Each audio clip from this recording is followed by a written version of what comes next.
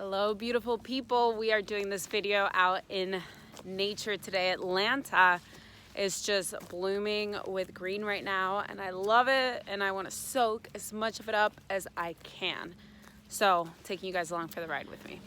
Okay, so let's talk about emotional shifts and learning to navigate or to surf the waves of constant emotions and constant thoughts that are just flowing through us at any time throughout the day, because as I'm sure most of you have noticed, kind of feels like your emotions and your thoughts are constantly moving, and it's not going to be just one thing, right? The thing is that we are definitely trained or conditioned to prefer one type of thinking or one type of emotional mood to another one. So when we start feeling things like sadness or anger or shame, our immediate impulse is to want to get rid of it or to think that there is something wrong. And what happens is that our brain, when we have this kind of reaction, starts treating emotions as emergencies rather than as information, right? What we want to do is learn to surf the wave of different emotional experiences by learning to hold space for them. And I would say that a really powerful way to start building a platform to give you the skills to do this is to begin a mindfulness practice. And I recommend starting with something like maybe an app like Headspace, which I recommend to a lot of my clients, which is they use a pretty structured approach to training people how to meditate, and it's accessible. It's just an app. You can just do like 10 minutes a day, or you can get trained in transcendental meditation, which is another form. Whatever the case, choosing something so that you can start learning how to be a witness to your thoughts and a witness to your emotions, so there can be just enough space between these things that are constantly flowing through us and our ability to observe them, so that we can choose to respond effectively rather than react, right? From a place of like, oh my God, I'm feeling this way, I need to do something about it, or I have this thought, like I immediately need to act on it. No, we don't. We really don't. It's going to be so much more powerful if we are able to observe it and experience it and have just enough space to know that, like, this is not an emergency. This is a shift in my energy. This is a shift in my mood. This is a different kind of thought. We have like 60,000 thoughts a day, like I told you guys in one of my last videos. And if we run after every single thought, or we immediately react like an emergency to whatever emotion we have, then our brain gets conditioned in this pattern of constantly reacting and being in this mode where, you know, we're constantly getting almost like plummeted by the waves of energy and thoughts that are moving through us, rather than learning to surf them. So yeah, a mindfulness practice is a really good way, or a meditation practice, I mean, is a really good way to start training yourself how to be an observer of these things, so you don't immediately have to take action on them. So you can learn to take some space to observe it, and then you can decide what you want to do, okay? We want to start seeing emotions as information, not as emergencies, right? And when we don't like how we feel, our instinct as humans is to move away from pain and towards pleasure. That's our primitive instinct. So, but we can learn to train ourselves out of that, not so that we stay in feelings of pain, but so that we can create space to observe them and decide what we want to do with it. It doesn't have to be an emergency, right? So at the very least, if you don't want to do a meditation practice, then go back and watch my video on self-compassion and anxiety, because we can practice that kind of like mindful awareness of the different emotional experiences that we're having every day. And by putting a name to whatever it is that we're experiencing, we can create just enough space, in the same way as meditation trains us to do, so that we can respond and not react. If sadness starts to rise up in you, be aware of it, notice it, hold space for it, allow yourself to feel it. And when I say that, is to feel it at a level of sensation. Notice what your body is doing. Notice how, you know, which part of your body is activated. Notice how that feels without judging it or wanting it to go away. Just notice it. Just notice it. It's not an emergency. It's a sensation. And when you allow yourself to feel it at the level of the physical sensation, then you can focus on that instead of letting it immediately go to your thinking mind, which is going to try to make up a story about why you feel this way. And if we're sad, oftentimes the story that we're going to come up with is not going to be very helpful, right? So we need to really be aware of the kind of stories that we tell ourselves and the kind of stories that we believe, because if it's not a helpful or useful type of narrative to add to whatever situation is happening, the next time that we come across a situation that is slightly similar, there's going to be that same level of like emotional baggage, and narrative is just going to build upon itself. So we can get more and more stuck in certain emotions. So if you're sad, let yourself feel it and be aware and be cautious of the kind of story that you're telling yourself, right? If you're sad because you experienced rejection, is the story you're going to tell yourself, oh, I'm just not good enough, nobody likes me? That's going to send you further down, plummeting. Or is the story you tell yourself, hey, you know, maybe like this isn't the right person for me, and I love the lessons that I've learned, and whatever it is, just be aware of the kind of stories that we tell ourselves. And sometimes communicating can help us clarify what the true story is. So that's another thing, just allowing ourselves to express, to connect whenever we're feeling sad, whenever we're feeling shame, allowing ourselves to feel it at the level of sensation, so that it's going to be there anyway, so why fight it, right? But if we feel it at the level of sensation, we don't have to make up a story about it. If we do want to go into storytelling mode, let's be aware of what that story is saying.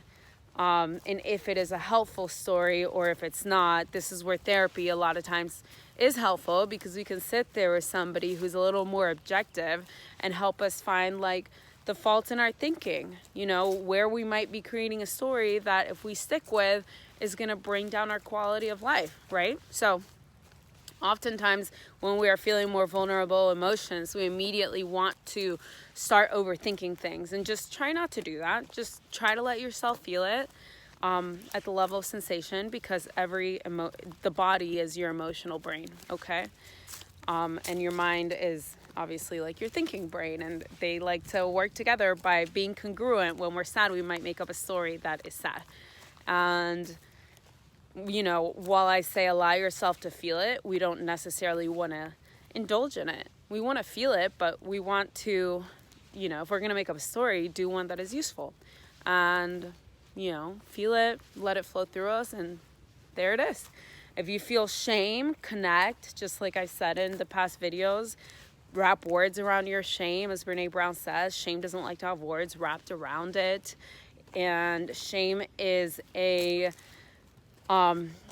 it's a social problem, right? It's a social issue. It's created in social context. So the solution for it is also in social connection, and by expressing what we're going through and being open about it, whether in therapy or with friends or online, whatever it is that works for you, you can start to see that you're not alone. If the emotion that comes up is anger, just know that anger is a secondary emotion, and it is like the bodyguard of the emotional system. So if you struggle with anger issues, that means that there is something that you are trying to not feel. There's usually a gentler, softer emotion that you have been trained to or conditioned, or you just learn to avoid feeling, so you immediately go to anger. The thing with anger, though, although it can be very energizing, it can also be very draining. And if we take action from a place of anger, we often end up acting in a way that then we feel guilty about, and then we feel shame about. So that takes us deeper into whatever vulnerable emotional state that we actually don't want to be in. So if we feel anger, one thing to do is ask yourself, what am I afraid to feel right now?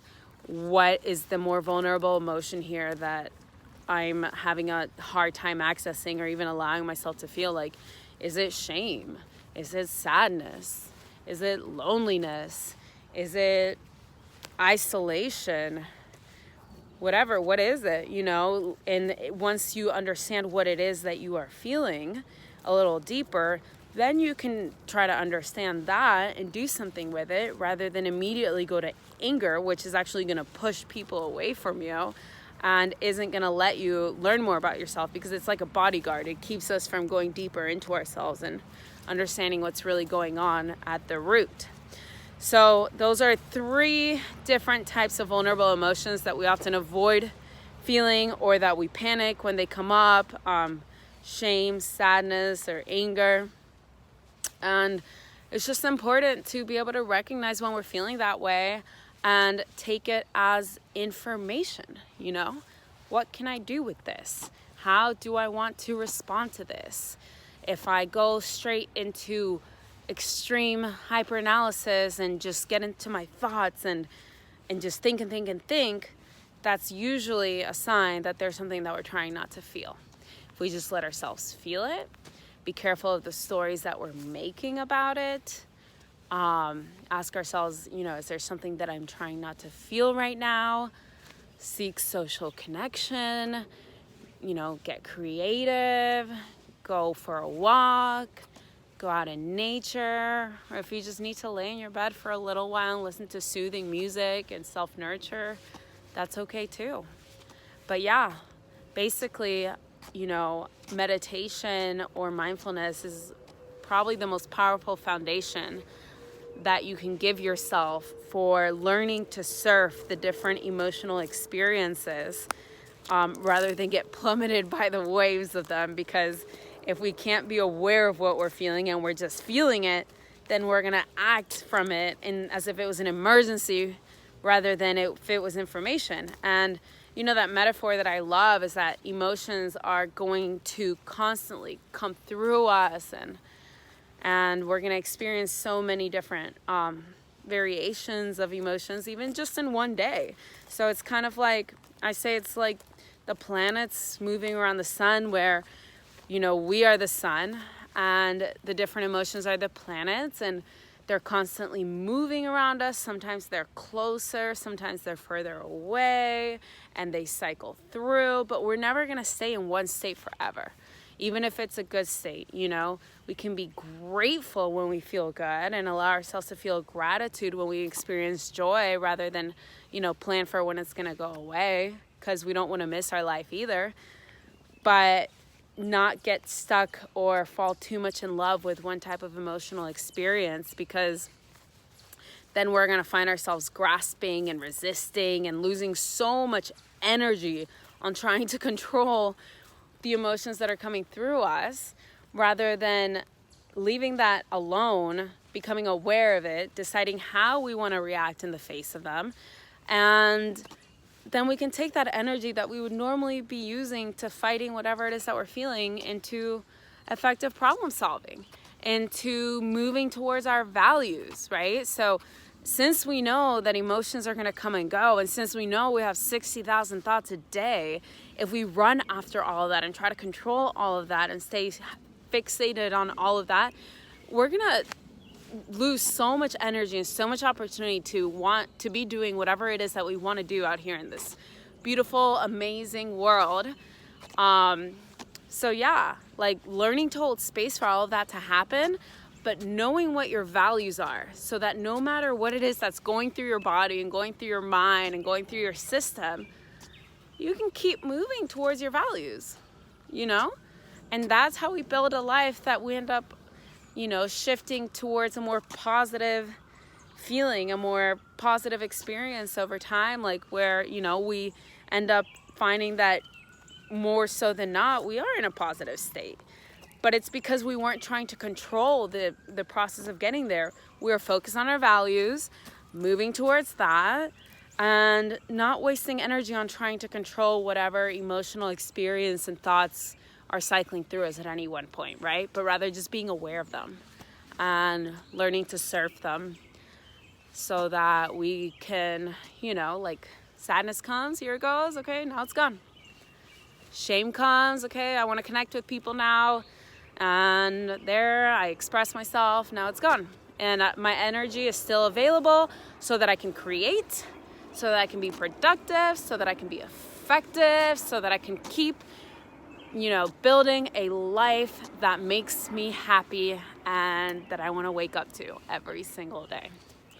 Okay, so again, emotional shifts are going to happen. It's part of life. Don't try to control it.